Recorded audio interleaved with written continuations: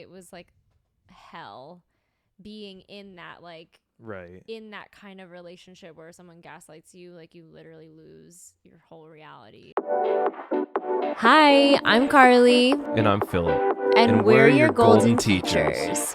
The podcast dedicated to nurturing open minds and challenging assumptions. Creating a safe space for all diverse viewpoints.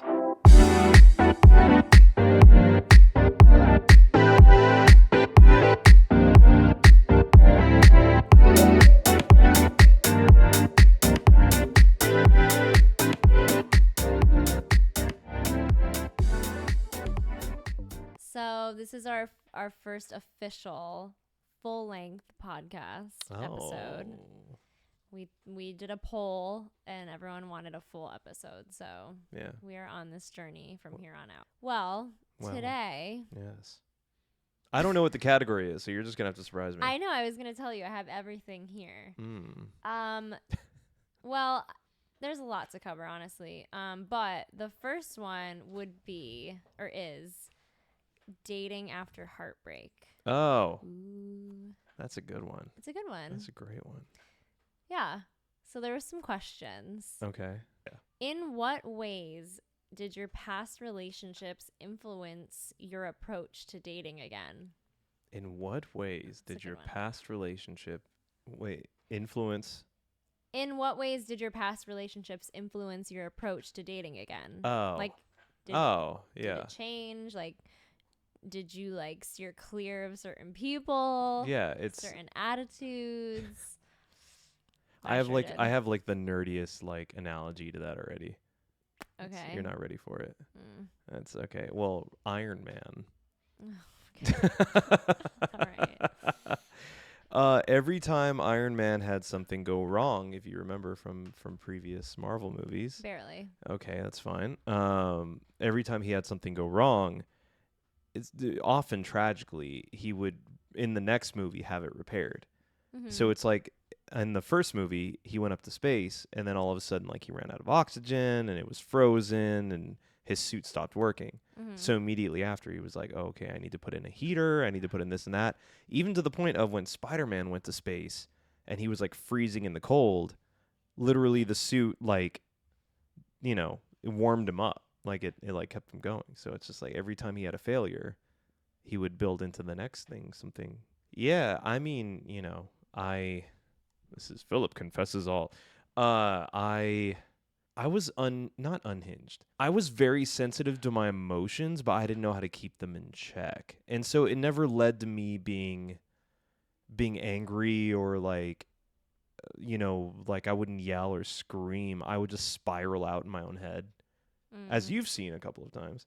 But it's like, you know, I didn't know what that was. And it was just like I would spin out and I wouldn't have a term or name for it. So I would panic and then I would feel like and so it became very me-centered in that. Like in my spin out, I became so focused on myself, like I couldn't see outside of myself. So really, you know, I'm sorry to anybody in my past that dealt with that. But that was maybe the biggest hurdle that I had to learn to tackle through therapy and learning to understand I was going to ask if it was before you went to therapy. It was like on the process of going to therapy. Yeah. It was just my pain cycles. Yeah. You know, I felt a certain way. And so that made me feel a certain way in action. And then that action would lead to me acting out in a certain way, which would make me feel terrible. And then I would feel a certain way. And it's like a wheel. It just kept going. I mean, I was toxic in many ways, but also I think being with someone that didn't compliment me in the best way also just like wasn't good. Like it would bring out the worst in me rather than like the best. Right. I wish that I could go back and just be better at when like my exes were triggering me. 'Cause like handle the situation differently. Just handle it better. 'Cause like you don't really trigger me that much, but you have triggered me in the past. I knew how to deal with it better to the point where you wouldn't like, you know, make me angry or like. I think what you're trying to tell me, because we've had this conversation before about like compatibility in relationships and stuff, is there are some people that are just built well enough to handle your shit and like they compliment it. Because like in like my former relationships, I was often with people that like you understand how to talk to me through certain moments. And there are moments where I just need someone to be like, encouraging in the way that you've encouraged me. And sometimes like in past relationships, people would panic and like, whoever I was dating would just start screaming at me. And then it's just like that just exacerbates how I feel. And then it's like, I mean, I think like, yeah, like I know my pain cycle now. And so like in the past, I've been with people that would like, we would have an argument and I'd be like, I'd like to work it out, but then they would just leave. And so like, because abandonment was like a big thing for me, that kind of stuff would like make me spiral out. And once I spiraled out, then I was unhinged. Yeah. Like then I was, and the it was fury of Carly. I mean, no, like I'm not like that anymore, but like it took a second to figure it out. But also it took a second also to realize that like I just can't be with people that like trigger me in like the worst ways, or like that like remind me of like my relationships growing up. In those moments, we can't really define what it is. Yeah, which is why like I'm such like a big proponent of like going to therapy, because it's like that's when you can put a face to a name. I'm spiraling out, and then you learn the term pain cycle, and then you're like, oh, it's from this thing that my mom used to do, and so that reminds me when you do it, or when so and so, you know what I mean? And then it's like one of the main things though, before I forget, one of the main things that like going into like the next relationship was I just saw Mixo running around the camera. Oh yeah, our cat is like running around. She's like, what is this? What is this? Oh my god, what is this setup? Her little butt is hanging out on the bottom left-hand corner. She's on your right. Hi. Well, anyway, I was saying that like I will never allow someone to speak to me in the sense of like gaslighting. Like the minute I realize someone is trying to gaslight me, like whether you're a romantic partner or you're just a friend, it's a pack it up, I gotta go. There are situations where maybe you can have like a conversation about it, but I just know better at this point. I just would never let someone cross that boundary like ever again, because it was like hell being in that like in that kind of relationship where someone gaslights you. Like you literally lose your whole reality. It's not fun. How much of that do you think is this is Mixo. Wow, she was like, I'm ready. Yeah, she's camera ready. How much of that do you think was experience and therapy, and you just, I'm getting older and I'm getting too tired for this shit? To know what gaslighting is? Well, just be like, I'm done with this, and I don't want to, I don't have time for this kind of game. You know what I mean? I mean, I knew it before I started seeing a therapist, but I think my therapist like validated me in not feeling bad of like exiting a scenario, because I still had that like people pleasing of like, yeah, but like maybe it was me, and he was like, no, it's not. Oh, this is a good one, because I definitely felt like this throughout when we were beginning to date. What was your biggest fear or hesitation about dating again after you experienced like a heartbreak? After my last one, I was so done. I was pretty done after my last relationship, because I was kind of a serial monogamist for a while. I just would, I'd date and I'd be exclusive for like a year. And then, I'd date and be exclusive for like another 2 years, and then it on and on and on. And so I was just tired. I was really tired of trying. And I think before you and I started talking, I was just pretty like, I'm over it. Like, I don't want this. I want to find out what it means to be me. I want to find out what it means to be myself. I had spent so much time trying to live to be what I thought other people wanted me to be over and over and over again. And so it's like I'd be in one relationship, and the person I was dating was just like, oh, I like guys who do this, and I like guys that do that, and I like guys that are X, Y, and Z. And so I would start changing myself for that. And then, like my last relationship and the relationship before last and everything, I just kept forming myself to like what they would tell me that they thought they wanted in a man. And it wasn't until I remember, and I told you over and over again, but I was sitting on the floor and I was about to play that show with you. And I was just like, oh, I need to change this. I need to change that. And I was talking about how I dress, and you were just like, I like the way you dress. And I was just like, somebody likes something that I have the way that I have it.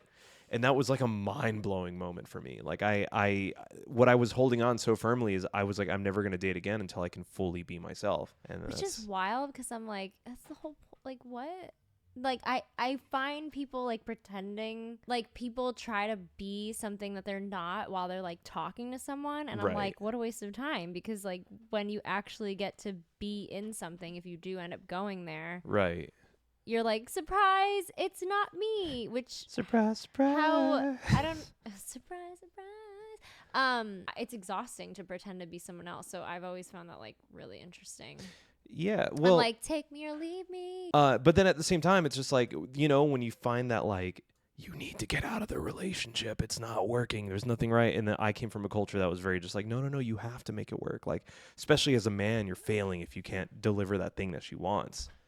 And that's like supremely toxic. Like that's just a ruining mindset. Like you need to be in something that encourages you and builds you up and like lets you be you. What was my biggest fear? That I was rushing into a relationship again, because I was the opposite, and I've been in like long-term relationships since I was like 15. Yeah. So I like really wanted space in between it. I mean, I tried. I definitely tried. Yeah, it didn't work. But you were very persistent. I tried to lock it down so fast. Like immediately. And I kept on being like, no. I really did try. I said, no, I need to work on myself. We went on like 2 or 3 dates and I was immediately just like, hey, so what are we? Yeah, you were like, can you be my girlfriend? And I was like, no. Well, I didn't say, I just wanted to be exclusive. I didn't use a girlfriend word yet. Oh, all right. Well on your way. I know. I would have been like 1 date out from that. I just like needed some time to really like digest what just happened. And honestly, I still even was digesting in like the beginning of our relationship. It's like that meme where it's like, no one talks about the relationship after. Like, no one talks about being in a relationship with someone who had just been in a toxic relationship, like that after relationship. That's even almost harder because you both, well, for us, it was 2 of us, but we were like dealing with all these triggers that the last person had given us. And it was like really hard to navigate for a while. Right. But yeah, it was like you had enough patience to deal, and I had enough patience. So. I mean, I don't know if I was still very broken. I think I just had a therapist, and that was like, because I would go into situations and I'd be like, well, she said, and I don't understand, and I don't feel, and my therapist would be like, okay, first of all, calm down. And then he never said that. Can you share a specific moment or realization that helped you regain trust and love after a difficult breakup? I'm actually gonna say not even just a difficult breakup. I've like had my heart broken by like everyone in my life, like my parents, my siblings, like friends, like people just break my heart. And so I've had a lot of like grief there. And also I like didn't trust a lot of people. I still don't, but I'm working on it. I just don't expect anything from people, really. I remember that one time I had called you, like I had driven out to meet my sister. Something was going down where it was like really overwhelming, and I was like, I need you to drive here. I can't drive home. Right. So can you please come? But to be honest, I've had so many people let me down in the past that I was like, they're not going to come. It's like, I'm just going to have to deal with this. And then you did. You like dropped everything and you showed up, and I was like, and so I brought donuts and no, I wish. Should have, honestly. But it was just like, yeah, it was just like a moment for me where I was like, oh, so I can like trust in someone and like rely on someone, and like they will show up. But I've just like never had that in my life ever. Like I've always had to show up for myself. So that was a big one. I like didn't even think I was going to get married before you. I was like, I'm over this. I'm done. I never actually saw myself truly proposing to anybody I was with, because I like that was more out of duty in my head than out of like, wow, I could actually get to be with this person the rest of my life. And you were the first time I was ever just like, I must be with her. Oh yeah, no. I was just like, I remember somebody told me, they were like, don't propose until you feel like that, you're not going to be able to shut up about it. And then I literally was just like, I can't contain this anymore. Like, I must propose to her. But honestly, I think, oh man, one of the moments that I think taught me that I could really start trusting you, the time that I knew I could really start trusting you was when you invited me over to play Spyro. That was day one. That was day one, but that was like working with me. You know what I mean? Like, it was in my realm of something that I enjoyed, and I had never been in a relationship where someone was just like, would you like to do this with me in this thing that you also partake in? I also remember another night. It's going to kind of be a little video gamey right now, but we sat here in the living room, and I had just gotten Demon Souls, and you asked if I could give you the controller, and so I gave you the controller, and then you started just like healing the character over and over again. But it was just like, I didn't know what I was doing at all, and I like took all your health. yeah, well, you were so used to like playing games where you press square and that attacks. Yeah. And so in this game, you press R2 to attack, or R1, and you were pressing. Yeah. So, anyways, so it was like moment after moment of little things that I was like, I like this thing. And then you were like, hey, why don't we watch like a marathon of Lord of the Rings? Like, why don't we? That's what I like. Yeah, but at the same time, it was existing within the realm of things that I enjoyed as well. Oh. And so you continuously, time after time, made space for, like, even if you were like, I don't really understand what this thing is, but I see that you like it and I'm going to give it a shot. And it's like, those were all things in my last relationships that I never got. And so for the first time, I was with somebody who was willing to try things with me, was willing to do things with me, was willing to encourage me in those things. Yeah, so it started with Spyro. What role did self-care play in your journey of healing and opening up to love again? For me, it was I was no longer in like my people-pleasing era, and so if you didn't treat me how I wanted to be treated, which is not very often, or just in like my friendships, I like immediately would say something and like set the boundary, as opposed to like in the past I would just like I'd be walked all over. Hey, I'm walking. I'd be like walked all over, or I like, for example, if we like hadn't, not you and I, just like in the past relationships that I've had, if we had an argument, I would want to work it out and get to like the bottom or like the root of it, but then they wouldn't. And because I kind of just like, well, like I needed love so bad that I let it go and then moved through the relationship without having what I needed. Right. The self-love journey of that is like, now I don't need to stick around for someone to love me because I love myself. And if you're not going to treat me better than I love myself, then I don't need you in my life. You're just going to cause more like drama and issues when I could just be at peace over here. Like, I'd rather wait for someone who is also going to bring peace, or at least like able to work something out with me. At least stand in the middle with you. And that was you, which was, lucky, but it wasn't like a bath bomb that did the trick. It wasn't like doing your nails one day and you're just like, oh my God, I can love again. What? No, it's like saying like how did your self-care, your self-love play into it? Yeah, no, I know. Oh, well, I mean, honestly, everyone makes fun of like the whole self-care day, but it's like, if you can't even set aside an hour to yourself, how are you gonna like really say that you love yourself? That hour is like, whether it's like, I'm gonna take time and like really moisturize my face, like at least you're putting yourself first. Right. Yeah. I mean, honestly, it is funny how many times I've told people where they're like, bro, I can't even find a date, and I'm like, date yourself, man. Like, it's no, literally take yourself on a date. Like, yeah. I take myself on my days off, I go get a coffee, I go do yoga. You go get a coffee even on your days on. Yeah, but on my days off, like my favorite thing is like sleep in, start with a coffee, go to yoga or work out, like feed my soul, and then go back and sit and do like, I don't know, clean and do whatever I need to do. Right. Huh. Clean. Yeah, I like cleaning. Like cleaning my space.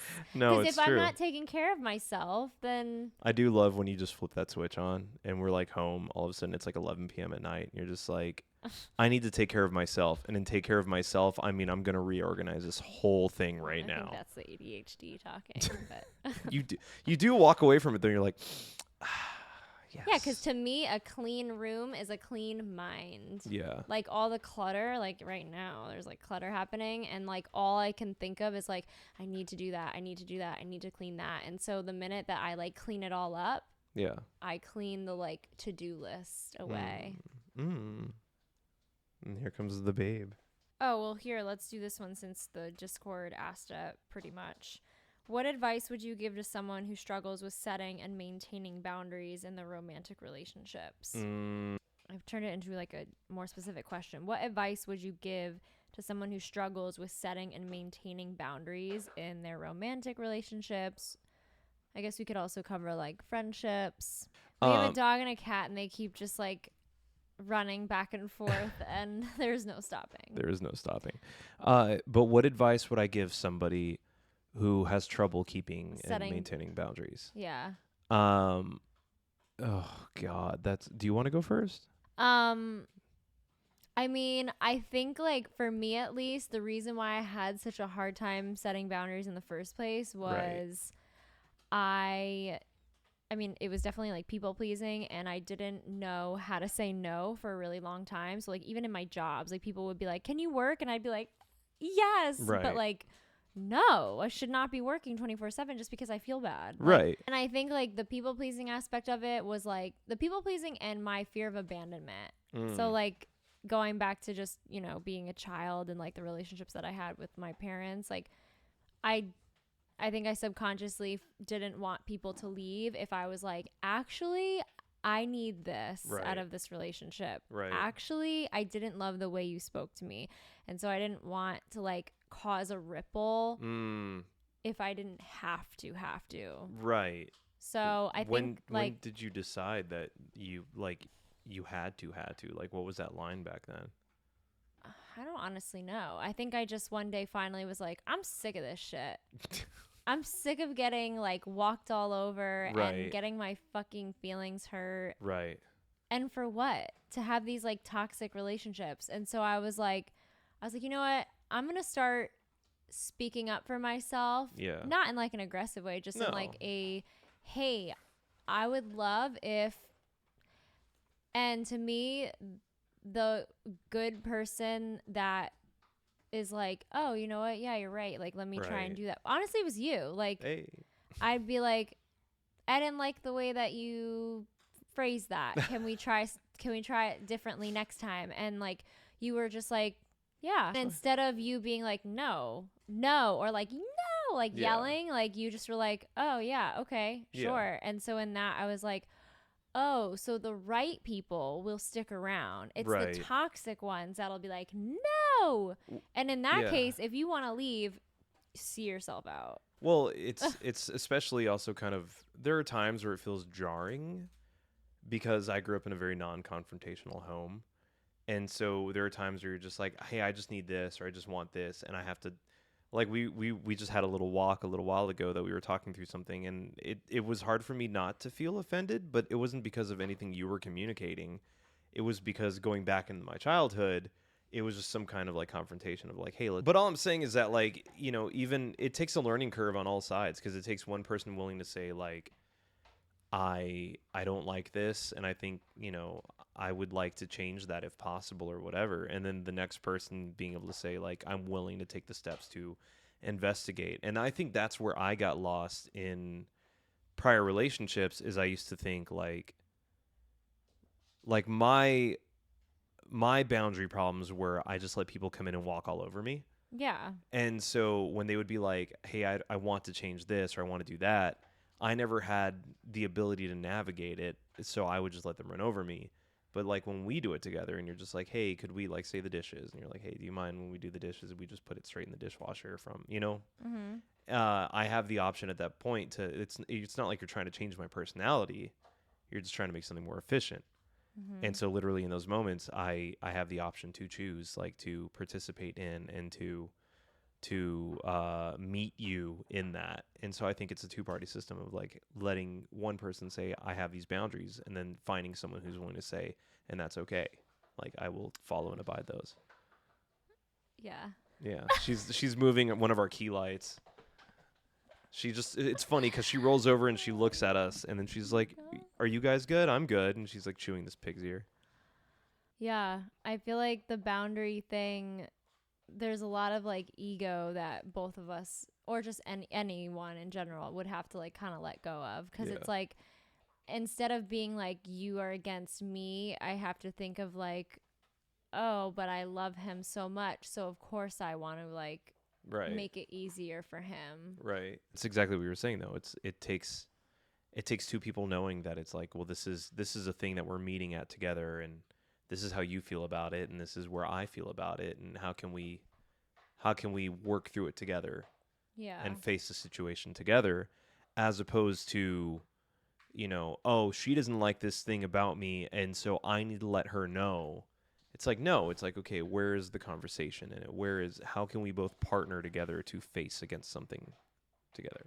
Oh, and that brings me back to one of the questions that we talked about, where it was like, how did you approach dating differently this time?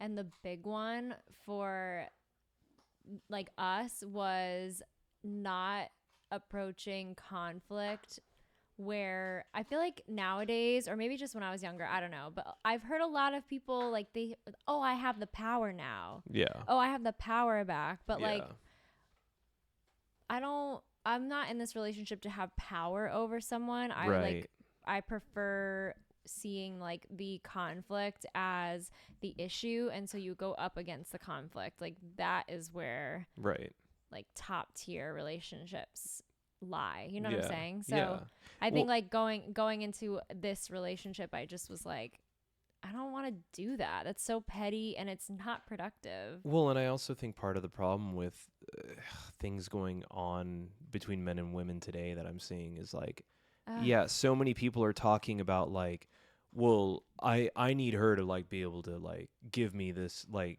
power, or I need to have this power in the relationship, or I need to feel this like, like there's this like grasp for wanting one person to feel like they're really in the lead. And it's like, I grew up my whole life with my mom, who was single, and she raised me all by herself.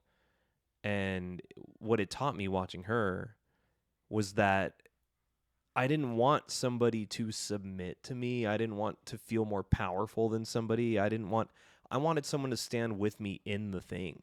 Yeah, like it's just like the more team like you can be, I feel like the better. Yeah, and it helps with tons of problems, because it's like, if one person has all that power and all that control, like there's no relationship there anymore. It's what a relationship is partnering together and being a team. I mean, I don't know. I guess some people don't want an equal, but I definitely wanted an equal. Like someone who was there to like just be able to like support and like not like support, but like support you. To have your back. Yeah. Yeah. And push you and like grow with you. And I think that's where a lot of relationships should be able to shine, is finding that person that encourages you to be the best you while you're encouraging them to be the best them. Mm-hmm. Like it's I'm only going to go as fast as you're running with me kind of thing. Yeah. Yeah. What strategies do you use to communicate your boundaries effectively to your partner without causing conflict? I mean, I'm going to just go ahead and answer this. All right. We went to a couples therapist. Oh, yeah. Yeah, well, God, so much of the difficulty for us was just speaking a similar language. Oh, my God. Let me just say, I don't understand how people don't see a couples therapist. It's like the best thing ever. It's like you have someone to like decode what the other person is saying. Well, it's funny to run in there and be like, well, she said this. And then like the other person will be like, well, and then he said that. And then the therapist will be like, you both are saying the exact same thing. It literally, they probably just feel like we're like children. Like they're dealing with children 24/7. Well, you remember at the end of our sessions, he literally goes, I love you guys. I love you both so much. And we think like, here's this big thing that we're working through. And he's just like, y'all are so cute. Literally. As soon as we started seeing a couples therapist and they like drew out what our pain cycles are, Yeah. which basically will say like what is the trigger, where do you go when you are triggered, Yeah. and then how you come out of it, and like how it just goes around and around in like the same cycle unless you are able to like work it out. Right. But yeah, like if something was like not clicking for you and I, like we went to a couples therapist, they gave us like the tools that we needed to work through those arguments on our own. Yeah. And now it's so much easier. It's so much easier. Well, I just learned, I think part of it for me was understanding the fact that like that you still have us in your best benefit. You know what I mean? Because I took criticism so like sensitively at the beginning, but well, I don't think I criticized you. I'm not saying you're criticizing criticizing I would just be like, hey, do you mind taking your clothes and putting them in the hamper? And you were like, what? Yeah. These are minor things too. Like we were arguing about a lot deeper, bigger things. But yeah. Well, and at the same time, I think in the end for me, it was realizing the fact that like you do love me and that you do care about me, and that like we're both trying to communicate ways to exist in the same space and live in it together. You know what I mean? Yeah. Like we have the benefit, and you know, in our core, like we want the other person to be there with us. Come up, babe. Yeah. Oh, I'm blessed. Mixo's back. Mixo's back. Yay. Oh, Mimi. She's like, what is all this stuff? What do you want to tell your adoring fans? This is Mixo. Her full name is Mixolydian. Yeah. Because we're music nerds. Points if you know what mode that is, which number. What are some signs that indicate when your boundaries are being crossed in a romantic relationship? What are some signs that your boundaries are being crossed? You cry on your drive back home after interacting with them. Or, yeah, you have like that gut feeling where you just don't feel safe. Oh, that's a huge one. Yeah. Which leads to crying and lots of Taco Bell. That or, oh, man, I don't know. When someone crosses your boundaries.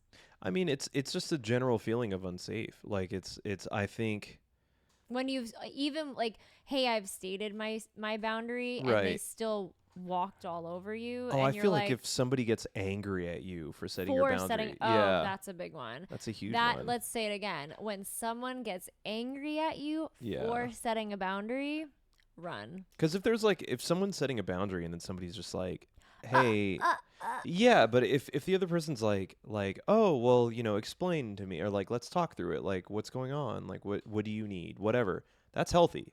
Yeah. But then if somebody's just like how dare you think that why would you ever think that, blah blah blah, and it's just like, all right. I'm having flashbacks.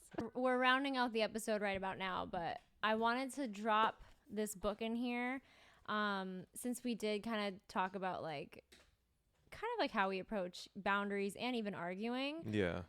This book is amazing. This is called No Drama Discipline. It's really about like approaching disciplining your kid in a different way, but honestly be able to like understand and deal certain people that do kind of act like children, like basically people that don't know how to handle their emotions. Yeah, it like basically talks about how children, I mean, even animals, people that aren't in touch with their emotions, right, they like act out instead of like being able to communicate because they don't know how to communicate that. And so it just like kind of reminded me of like when we were kind of like going back and forth and not understanding how to communicate with one another. Right. That was why, because it wasn't that we like wanted to yell or argue or do any of it. We just were felt like, unseen. Why don't you understand me? Yeah. Unseen and unmet. So this is a great book. Highly recommend. 10 out of 10 book. Yeah, 10 out of 10. It's really great. But yeah, thanks again for tuning in, and let us know how you feel about some of these things. I guess either in the comments or hit that like button, drop that notification bell, Slap that subscribe button like it owes you money. Follow us. I guess if we decide to post this on like Spotify or Apple, follow us, favorite us, and would love to. That's our dog drinking water on the side. Would love to hear your thoughts on what we should do next. This is where we cue the rock music. Phillip and Kylie, healing our relationships.